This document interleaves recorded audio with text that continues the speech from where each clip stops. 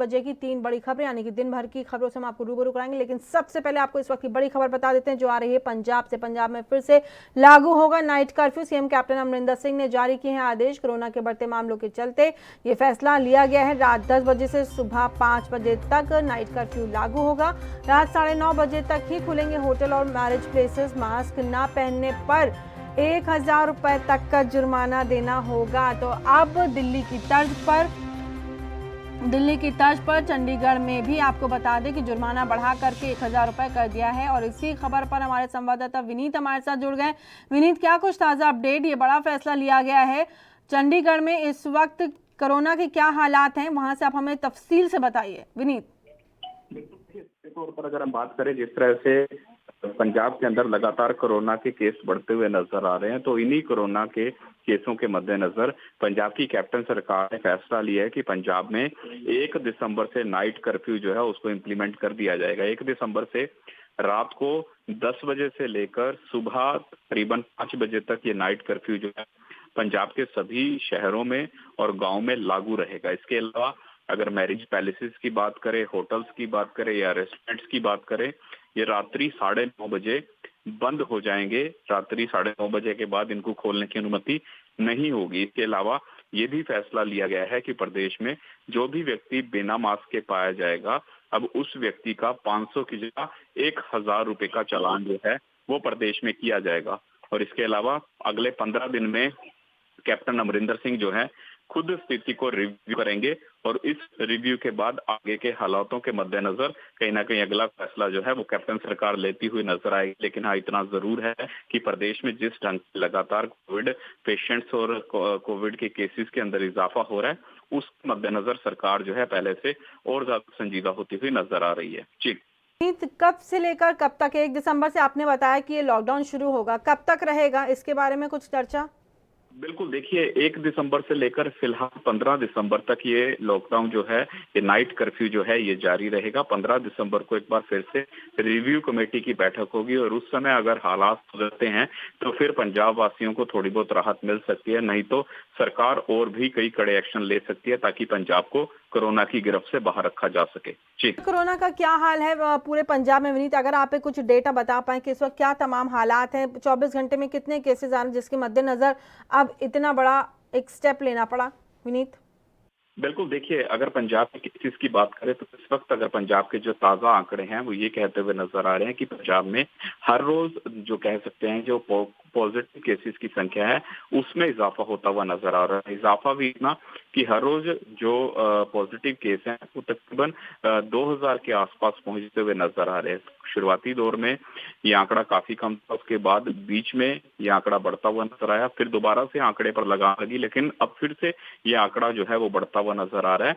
और night curfew इसलिए लगाया गया है ताकि लोगों को संक्रमण से बचाया जा सके और साथ साथ जो लोग सोशल डिस्टेंसिंग का पालन नहीं कर रहे उनके खिलाफ भी कड़े एक्शन लेने की हिदायतें जो हैं वो सरकार की तरफ से जारी कर दी गई हैं। यानी जिस तरह से आंकड़ा हर रोज 2000 व्यक्तियों का बढ़ता हुआ नजर आ रहा है, उसके मद्देनजर सरकार जो है अब इस पूरे मामले को संजीदगी से बरतती नजर आ रही है। डेथ रेशो भी पंजाब में लगातार बढ़ती नजर आ रही है और उसी के मद्देनजर पहले ही एहतियात सरकार बरत लेना चाहती है ताकि दूसरी लहर दिल्ली और हरियाणा की तर्ज पर पंजाब में शुरू होती हुई नजर ना आए। जी, तमाम जानकारियों के लिए विनीत आपका बहुत बहुत धन्यवाद।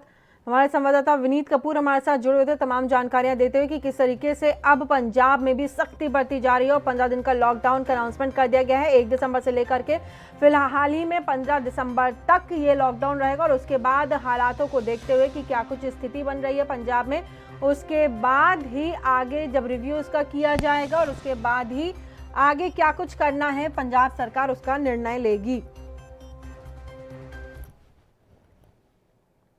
और अब आपको लिए चलते हैं 3 बजे की 3 बड़ी खबरों की ओर और आपको बता दें कि क्या कुछ हैं 3 बजे की 3 बड़ी खबरें। लेकिन सबसे पहले बात करेंगे बिहार की, जहां चुनाव तो खत्म हो गए हैं लेकिन राजनीति अभी भी जारी है। दरअसल आज बिहार में विधानसभा स्पीकर के चुनाव थे और इसमें विजय सिन्हा को स्पीकर चुन लिया गया है। लेकिन स्पीकर चुने जाने से पहले लालू यादव का एक ऑडियो वायरल हो गया जिसमें उन्होंने एनडीए विधायक को मंत्री बनाने का लालच दिया। क्या है पूरा मामला, इस पर हम विस्तार से चर्चा करेंगे। साथ ही साथ आपको बता दें कि यूपी में लव जिहाद पर अध्यादेश पास होने के बाद हरियाणा में भी कानून बनाने की प्रक्रिया तेज हो गई है। इस पर भी हम विस्तार से चर्चा करेंगे और आखिर में हम बात कर लेंगे कि महाराष्ट्र में जहां कोरोना को लेकर के नए नियम लागू हो गए हैं। तो चलिए अब इन तीनों खबरों पर हम विस्तार से चर्चा कर लेते हैं कि क्या हालात रहे बिहार के, उसके बाद उत्तर प्रदेश की तर्ज पर हरियाणा में एक नया कानून लव जिहाद को लेकर के, और महाराष्ट्र में कोरोना के क्या कुछ हालात। और अब हम बात कर लेते हैं विपक्ष के भारी हंगामे के बीच बिहार विधानसभा को नया स्पीकर मिल गया है। एनडीए उम्मीदवार के रूप में उत्तर भारतीय जनता पार्टी के विधायक विजय कुमार सिन्हा स्पीकर चुन लिए गए हैं। उनके सामने महागठबंधन ने आरजेडी विधायक अवध बिहारी सिंह को उतारा था। लेकिन इन सब के बीच आज जो सबसे बड़ी चौंकाने वाली बात सामने आई वो ये कि लालू प्रसाद यादव का एक ऑडियो वायरल हो गया। दरअसल आज बिहार विधानसभा में स्पीकर के चुनाव के लिए वोटिंग से पहले आरजेडी के राष्ट्रीय अध्यक्ष लालू प्रसाद यादव का एक ऑडियो वायरल हुआ। इसमें लालू पिरपैती से बीजेपी विधायक लल्लन पासवान से मोबाइल पर बात कर रहे हैं। लालू कह रहे हैं कि विधानसभा में स्पीकर के चुनाव की वोटिंग से आप एब्सेंट हो जाओ। लालू ने ये बात 3 बार कही। लालू ने लल्लन से कहा कि कह देना कोरोना हो गया है, साथ ही कहा कि तुम्हें आगे बढ़ाएंगे। वहीं बिहार के पूर्व उप मुख्यमंत्री सुशील कुमार मोदी ने राष्ट्रीय जनता दल के प्रमुख लालू प्रसाद यादव पर बड़ा आरोप लगाया है। उन्होंने दावा किया है कि लालू यादव ने जेल से ही भारतीय जनता पार्टी के एक विधायक को फोन करके उनके साथ आने का लालच दिया है। सुशील मोदी की ओर से ऑडियो जारी कर दावा किया गया है कि लालू यादव ने जेल से भारतीय जनता पार्टी के विधायक लल्लन पासवान को फोन किया, मंत्री पद का लालच दिया और उनके साथ आने को कहा है। लल्लन पासवान बिहार की पिरपैती विधानसभा सीट से विधायक बने हैं।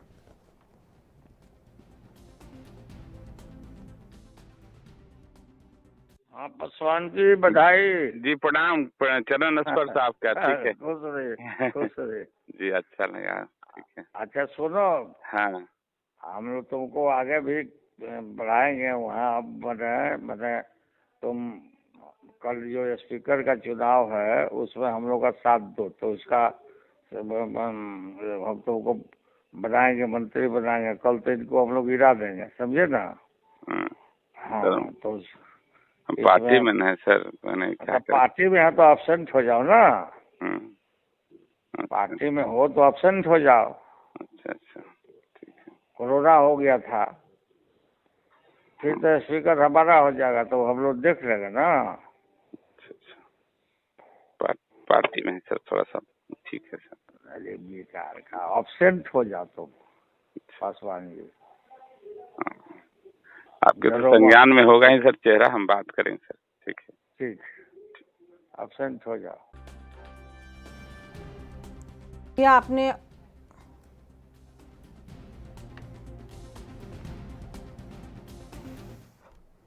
और इसी खबर पर चर्चा करने के लिए अरविंद हमारे साथ जुड़ गए हैं, राजनीतिक विश्लेषक हैं आप। अरविंद जी बहुत बहुत स्वागत है आपका एनबी न्यूज पर। जी धन्यवाद। अरविंद जी, जिस तरीके से अब देखिए चुनाव हो गया, अब उसके बाद जब सरकार तय हो गई है, सब कुछ हो गया है, एनडीए को पूर्ण बहुमत भी मिल गई है, अब ऐसे में इस तरीके की जो बातें निकल करके सामने आती हैं वो खुद आरजेडी का पद एक बार फिर से गिराते हुए नजर आ रही। जो आरजेडी का एक कद बना था, 110 सीटें लेकर के आए थे, अब इस तरीके का जो ऑडियो है ये कहीं ना कहीं उसके कद को नीचे गिरा रहा है। अरविंद जी देखिए, नैतिकता के उच्च आदर्शों का परखा जाना कभी खत्म नहीं होता, लेकिन जब बात सियासतदानों की होती है, राजनीतिक दलों की होती है, तो सब कुछ बेमानी हो जाता है। बिल्कुल आपने सही कहा कि आरजेडी जो है 110 विधायकों के साथ एक बड़ी पार्टी के रूप में उभर करके सामने आया और कहीं ना कहीं यह जनमानस में संदेश गया कि जो है अपने सिद्धांत और नीतियों, जो एक लालू प्रसाद की नीति सिद्धांत से उससे अलग हट करके उनके सुपुत्र जो है एक जनमानस में अपना जो है स्वीकार्यता सुनिश्चित की। लेकिन अब जिस तरह से जो बातें सामने आ रही है कि लालू प्रसाद यादव जो है विधानसभा स्पीकर के मामले में क्यों चयन जो है सत्ता पक्ष के जो उनके उम्मीदवार थे विजय चौधरी जी उनका न होने पाए, और किस तरह से उन्होंने ललन पासवान को जो है साधने की कोशिश की, कुल मिलाकर के यह राजनीति की जो अनैतिकता है उसी को रेखांकित करता है। और जो कहा ललन पासवान द्वारा स्वयं जो है ऑडियो में कहा भी गया है कि उन्होंने जो है लालच दी कि मंत्री पद दिया जाएगा, लेकिन यह कुल मिलाकर के एक किस्म से जो है जो आरजेडी की जो एक अपनी छवि बनी हुई थी जनमानस में, उसको गिराने का ही एक किस्म का प्रयास कहा जाएगा। क्योंकि इससे देखिए पहले से यह शर्त था कि सत्ता पक्ष के पास 126 विधायक हैं, उनका स्पीकर चुना जाना तय है। 117 विधायक आरजेडी के पास हैं कुल मिलाकर के जो उनके पास है। लेकिन इसके बावजूद भी अगर जेल के जरिए, तो इसमें कई तरह के सवाल खड़े होते हैं। एक तो यह कि जेल में रहते हुए किस तरह से उन्होंने जो है फोन का दुरुपयोग किया और किस तरह से वो बातें जो सामने आई उसकी जांच होनी होनी ही चाहिए। दूसरी चीज, अगर इस तरह के कृत्य होते हैं तो जो दोषी पाए जाते हैं उन्हें सजा भी मिलनी चाहिए। अमूमन देखा जाता है कि हर राज्यों में जो इस तरह के खेल किए जाते हैं और दाव पेच लगा करके जो है सत्ता है उसको गिराने की कोशिश, नए समीकरण स्थापित करने की कोशिश, तो कुल मिलाकर के जो ये भारतीय लोकतंत्र है उसका ही नुकसान होता है। जी अरविंद, जिस तरीके से आप ये तमाम बातें रख रहे हैं कि सबसे पहले आपने इसमें एक अहम बात ये भी की कि अगर कोई आम वहाँ पर जेल में बंद कैदी होता तो उस तक मोबाइल फ़ोन पहुँचना यानी कि हाहाकार मच जाना, लेकिन जो वीवीआईपीज़ होते हैं उनको सारी सुख सुविधाएं मिली होती है। और ऐसे में बड़ी बात है कि कैसे लालू यादव तक फ़ोन पहुँचा और उन्होंने ये फ़ोन करके एक तरीके से लोभन लालच देने की कोशिश की कि तुमको मंत्री बना देंगे। अरविंद जी बिल्कुल, आपने सही कहा। देखिए, आम आदमी और एक जो है वीआईपी जो एक स्टेटस बन चुका है देश में, कहा जाता है कि सबके लिए कानून एक समान है, लेकिन इन अर्थों में अगर देखा जाए तो कानून एक समान बिल्कुल नहीं है। जो वीआईपी किस्म के लोग हैं, जो सियासतदान हैं, उनके लिए कुछ अलग कानून है और जो आम आदमी है उसके लिए अलग कानून है। बेशक अगर एक आम आदमी अगर इस तरह के फोन का इस्तेमाल किया होता तो अब तक उसके ऊपर जेल मैनुअल के तहत कार्रवाई हो चुकी होती और उसके ऊपर और न जाने क्या क्या धाराएं लगा दी गई होती। लेकिन क्योंकि झारखंड में जो है आप देख ही रहे हैं कि जिस पार्टी की सरकार है पूरी तरह से जो है लालू प्रसाद यादव को जो है छूट दी हुई है, किस तरह से वो रिम्स में रह करके जो है चुनाव के दरमियान जो अपनी बातों को रखते देखे गए। तो कुल मिलाकर के कहीं ना कहीं जो है यह जो एक जेल का मैनुअल है उसका तो उल्लंघन हुआ ही है, साथ ही जो एक राजनीतिक अराजकता फैलाने की कोशिश की गई, सत्ता पक्ष के विधायक को खरीदने की कोशिश की गई, तो यह जो है कदाचार का मामला बनता है और हमें लगता है कि इस पर जो है कानूनी कार्रवाई होनी चाहिए। लेकिन एक महत्वपूर्ण बात यह भी है कि हमाम में सभी नंगे होते हैं, कोई भी राजनीतिक दल एक दूसरे के ऊपर कार्रवाई नहीं करता है, केवल उसका जो है सियासी फायदा और तलाशने की कोशिश करता है। और हमें लगता है कि सियासी फायदा या इस चुनाव के बाद जो विधानसभा अध्यक्ष का जो चुनाव हुआ उसके बाद ये मामला अपने आप जो है पटाक्षेप हो जाएगा। जी अरविंद, जिस तरीके से आपने पूरी बातें विस्तार से रखी बेहद ज़रूरी है, क्योंकि आम जनता के लिए ये सारी चीज़ें नहीं होती। वहाँ पर एक बड़ा एक बखेड़ा खड़ा कर दिया था, लेकिन ये जो वीवीआईपी कल्चर है ये हमारे देश से कभी ख़त्म नहीं हो सकता। इस चीज़ की यथास्थिति देखने को बार बार मिलती है।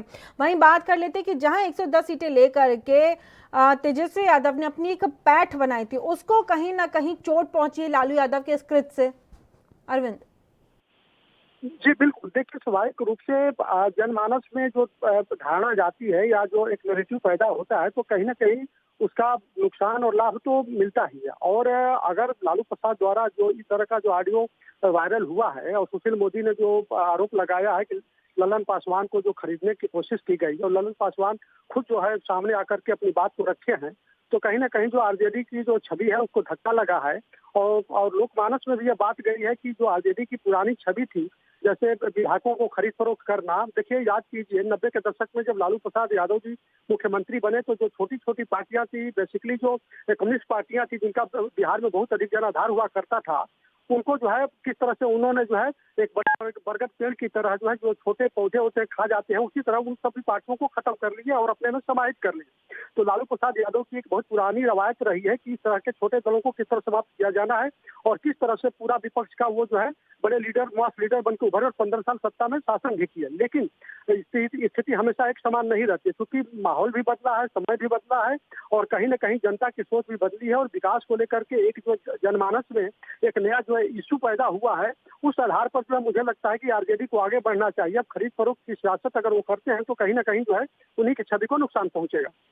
जी अरविंद, आप बिल्कुल सही कह रहे हैं कि जिस तरीके से ये ऑडियो वायरल हुआ उससे आरजेडी की छवि खराब होगी। आपका बहुत बहुत धन्यवाद अरविंद जयतिलक, हमारे साथ जुड़े थे, राजनीतिक विश्लेषक हैं आप, और इन तमाम चर्चा के लिए आपका बहुत बहुत धन्यवाद। और अब रुक कर लेते हैं अगली खबर का। उत्तर प्रदेश की योगी सरकार के लव जिहाद पर अध्यादेश आने वाला है, आ गया है अध्यादेश, और इसके बाद हम बात करेंगे कि क्या हरियाणा में भी लव जिहाद को लेकर के कानून बनने वाला है। लेकिन यहाँ रुकेंगे छोटे से ब्रेक, आप देख रहे हैं ANB न्यूज़।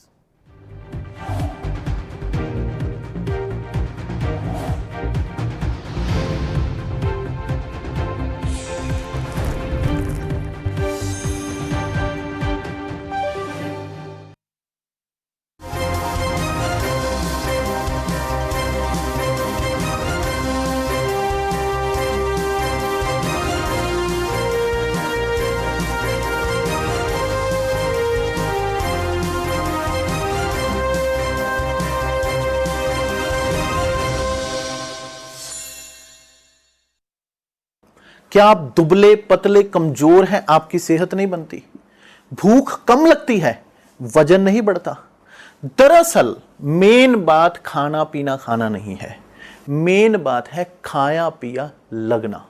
और अगर खाया पिया लगेगा ही नहीं तो सेहत बनेगी कैसे?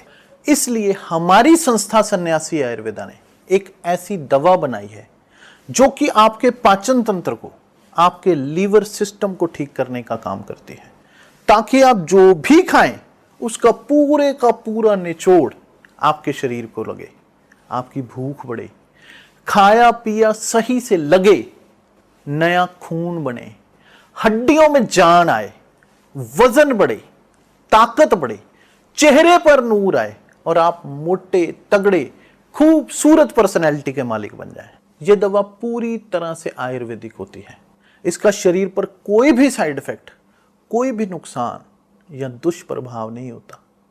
लड़के लड़कियां दोनों इसका इस्तेमाल कर सकते हैं और पहले 15 दिन के अंदर ही आपको इसका असर महसूस हो जाएगा।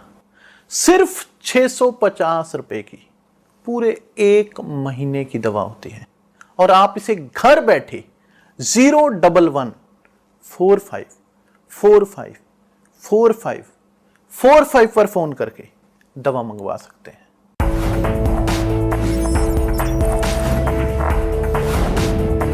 कम ब्रेक और ज्यादा खबरों के साथ देखिए ANP news in channel number पर।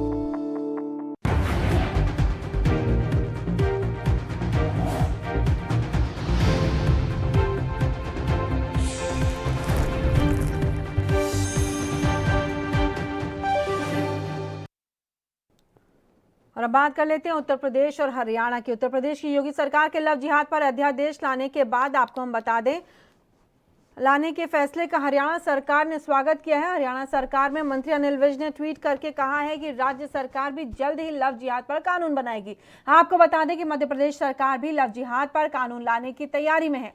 मध्य प्रदेश विधानसभा का शीतकालीन सत्र 28 दिसंबर से शुरू होगा और 30 दिसंबर तक चलेगा। इस दौरान शिवराज सरकार लव जिहाद पर बिल पेश करेगी। अनिल विज ने कहा है कि उत्तर प्रदेश में लव जिहाद के गुनाहगारों पर एक्शन के लिए योगी कैबिनेट ने इस कानून पर अंतिम मोहर लगा दी है। उत्तर प्रदेश के मुख्यमंत्री योगी आदित्यनाथ के लिए उन्होंने जिंदाबाद कहा है, यानी कि योगी आदित्यनाथ जिंदाबाद। हरियाणा भी लव जिहाद पर शीघ्र कानून बनाएगा, ये कहना है हरियाणा के गृह मंत्री अनिल विज का। आपको बता दें कि मंगलवार को यूपी के मुख्यमंत्री योगी आदित्यनाथ की अध्यक्षता में हुई कैबिनेट की बैठक में अवैध धर्मांतरण कानून, उत्तर प्रदेश विधि विरुद्ध धर्म संघ परिवर्तन प्रतिषेध अध्यादेश 2020 के मसौदे को मंजूरी दे दी गई है। इसके तहत बहला फुसला करके, जबरन छल कपट कर, प्रलोभन दे करके या किसी कपट रीति से या विवाह द्वारा एक धर्म से दूसरे धर्म में किया गया परिवर्तन गैर कानूनी होगा। ऐसा करने पर अधिकतम 10 वर्ष की सजा दी जाएगी, साथ ही 25,000 रुपए जुर्माना भी देना होगा। मुख्यमंत्री योगी आदित्यनाथ ने पिछले दिनों चुनावी रैलियों में कहा था कि उनकी सरकार लव जिहाद से निपटने के लिए कानून लेकर के आएगी। तो अब ये देखिए कि यूपी सरकार हालांकि कानून लेकर के आगे, उन्होंने एक अध्यादेश पास कर दिया है और जल्दी इसी की तर्ज पे सरकार ने लव जिहाद पर रोक लगाने के लिए ऑर्डिनेंस जारी किया है। योगी आदित्यनाथ जिंदाबाद। हम भी हरियाणा में सख्त कानून बनाने पर प्रक्रिया हमने जारी कर रखी है। शीघ्र ही हरियाणा में भी ये कानून बनाया जाएगा। और इसी खबर पर चर्चा करने के लिए हमारे संवाददाता विनीत हमारे साथ जुड़ गए हैं। विनीत, अब यूपी की तर्ज पर हरियाणा में भी, और अब देखिए आने वाले समय में आगे आगे बीजेपी शासित किन किन प्रदेशों में ये कानून आने वाला है। विनीत।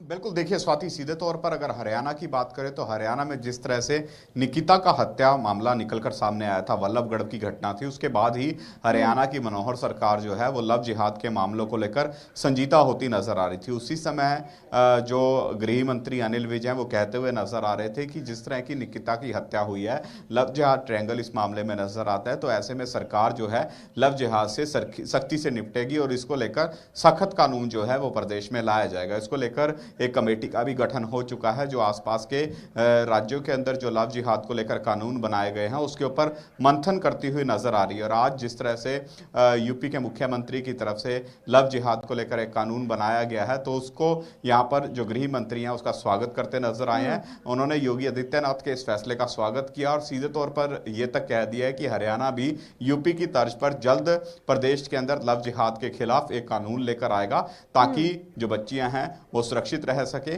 और कहीं ना कहीं धर्म या फिर जाति पाति के नाम पर उनके साथ कोई भी जो कह सकते हैं किसी तरह का खिलवाड़ ना कर पाए। निकिता की हत्या के बाद सरकार जरूर संजीदा हुई है, लेकिन किस तरह का कानून हरियाणा में लाया जाएगा ये अब देखने वाली बात रहेगी। जी विनीत, लेकिन कई तबकों से आप कह लीजिए जो बहुत ही अति पढ़ा लिखा तबका है हमारे समाज का, या फिर अब अभी हाई कोर्ट की तरफ से भी कहा गया था कल ही, यूँ आपको बता दें कि इलाहाबाद हाई कोर्ट ने ये कहा था कि आप किसी भी तरीके से अगर कोई दो लोग शादी कर रहे हैं और धर्म परिवर्तन कर रहे हैं, आप उसको लेकर के उंगली नहीं उठा सकते, आप उस पर कोई कानून नहीं ला सकते। दोनों ही अडल्ट हैं, दोनों की उम्र 18 पार हो चुकी है। तो ऐसे में अब इस तरीके के कानून आना, पहले ये खबर यूपी से उठी, उसके बाद हरियाणा से उठी और अब मध्य प्रदेश की सरकार भी इसी तर्ज पे चलने वाली है। विनीत, देखिए ये जो कानून है इसमें ये जरूर इस बात का समावेश जरूर किया गया है कि अगर कोई धर्म को छिपाकर किसी युवती से शादी करता है और बाद में उसका धर्म जो है वो परिवर्तित करवाने की कोशिश करता है, तब उस पर अगर लड़की जो है वो कहीं ना कहीं उसके खिलाफ कंप्लेंट करती है तो फिर उसके खिलाफ जो बनती सजा है इस कानून के तहत, उस सजा का प्रावधान जो है उस पर इंप्लीमेंट होता हुआ नजर आएगा। लेकिन अगर शिकायत नहीं होती, अगर मर्जी से शादी होती है तो उस पर यह कानून जो है ये इंप्लीमेंट होता हुआ नजर नहीं आएगा। लेकिन हाँ, इतना जरूर है कि जिस तरह से बीजेपी के नेताओं की बात करें वो ये कहते हुए नजर आ रहे हैं कि लव जिहाद एक अंतर्राष्ट्रीय साजिश है। कुछ बाहरी ताकतें ऐसी हैं जो प्रदेश में इस तरह का घटनाओं को अंजाम देके माहौल को खराब करना चाहती हैं, चाहे प्रदेश की बात करें चाहे देश की बात करें। तो इस तरह की ताकतों से जो हिंदू संगठन है लगातार लड़ते भी नजर आ रहे हैं। तो ऐसे में इसी वजह से इस कानून की आवश्यकता पड़ी थी कि हिंदू बेटियों की इज्जत जो है वो सुरक्षित रह सके और उनके साथ कोई किसी तरह का छल ना कर सके। तो ऐसे में इसी तरह के कानून को लागू करने की यहां पर बात की जा रही है। लेकिन इसके प्रावधान किस तरह से रहेंगे, क्या कुछ इसका क्राइटेरिया रखा जाएगा, किस तरह से ये इंप्लीमेंट होगा, ये कानून बनने के बाद ही इसके ऊपर कुछ स्पष्टीपूर्वक कहा जा सकता है कि आखिर इस कानून के पहलू क्या रहेंगे और ग्राउंड लेवल पर जब ये इंप्लीमेंट होता है तो फिर इसके नतीजे किस तरह से निकलते हैं। और अगर हम लव जिहाद के मामलों की बात करें तो किस तरह के मामले जो हैं वो इस कानून के दायरे में आएंगे। जी, तमाम चर्चा के लिए विनीत आपका बहुत बहुत धन्यवाद। तो हमारे संवाददाता विनीत हमारे साथ बने हुए थे तमाम जानकारी देते हुए और चर्चा करते हुए। अब रुक करते हैं अगली खबर का। दिल्ली में कोरोना ने कहर बरपाया तो मुंबई तक उसका असर देखने को मिल रहा है। आपको बता दें कि मुंबई में भी अब कोरोना का खौफ दिख रहा है। महाराष्ट्र ने बाहर से आने वालों पर प्रतिबंध लगा दिया है, तो घर में भी टारगेट टेस्टिंग चल रही है। मुख्यमंत्री उद्धव ठाकरे ने तो यहां तक कह दिया है कि अगर कोरोना कंट्रोल नहीं हुआ तो सुनामी आएगी। ठंड, प्रदूषण और त्योहारों के सीजन के बीच जिस तरह से कोरोना को लेकर के लापरवाही बरती गई है, उसने कोरोना की एक और लहर देश में ला दी है। और इसमें सबसे बुरा हाल दिल्ली का हुआ, जहां हर घंटे कोरोना से 5 लोगों की मौत हो रही। वहीं दिल्ली में मौत के इन आंकड़ों ने सबको सोचने पर मजबूर कर दिया है। ऐसे में कोरोना से सबसे ज्यादा सतर्क महाराष्ट्र हो गया है। उद्धव सरकार ने दूसरे राज्यों से मुंबई आने वाले लोगों को शर्तों के साथ एंट्री शुरू कर दी है। नियमों के मुताबिक कोरोना नेगेटिव रिपोर्ट के बिना दिल्ली, राजस्थान, गुजरात, गोवा से आने वाली हवाई यात्रियों की एंट्री नहीं हो सकेगी। वहीं दिल्ली, राजस्थान, गुजरात, गोवा से आ रहे यात्रियों के पास अगर कोरोना नेगेटिव रिपोर्ट नहीं होगी तो उन्हें एयरपोर्ट पर RT-PCR टेस्ट के पैसे देने होंगे और उनकी जांच की जाएगी।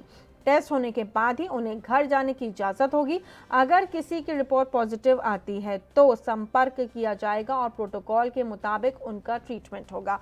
तो यानी कि अब नियमों के तहत ही आप महाराष्ट्र में एंट्री कर पाएंगे। ये तमाम वहां पर कानून बना दिए गए हैं उद्धव सरकार की तरफ से। मुंबई पहुंचने पर आप अपनी नेगेटिव रिपोर्ट लेकर के जाइए। अगर आपके पास रिपोर्ट नहीं है तो वहां पर आपका चेकअप होगा और उसके तहत अगर आप पॉजिटिव आ जाते हैं तो आपको अलग करके आपका ट्रीटमेंट किया जाएगा।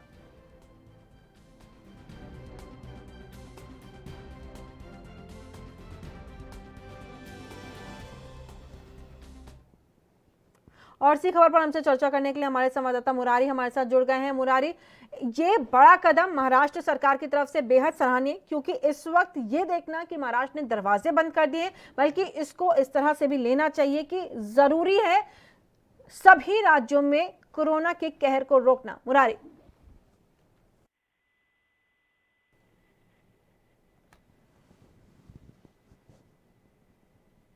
तो हमारे संवाददाता मुरारी से हमारा संपर्क नहीं हो पा रहा, दोबारा संपर्क साधने की कोशिश करेंगे। तो तब तक हम आपको बता दें कि ये बड़ा फैसला महाराष्ट्र सरकार की तरफ से, कई लोग इसकी निंदा भी कर रहे हैं कि क्यों महाराष्ट्र सरकार इस तरीके का भेदभाव या फिर अलग सा बर्ताव कर रही है। लेकिन ज़रूरी भी हो जाता है कि जब देश में कोरोना की दूसरी तीसरी लहर कुछ राज्यों में चल रही हो, तो आपको बता दें उस वक्त ज़रूरी हो जाता है इस तरीके के बड़े और कड़े फैसले लेना। और इस बुलेटिन में फिलहाल इतना ही। देश और दुनिया की तमाम खबरों के लिए बने रहिए एएनबी न्यूज़ के साथ।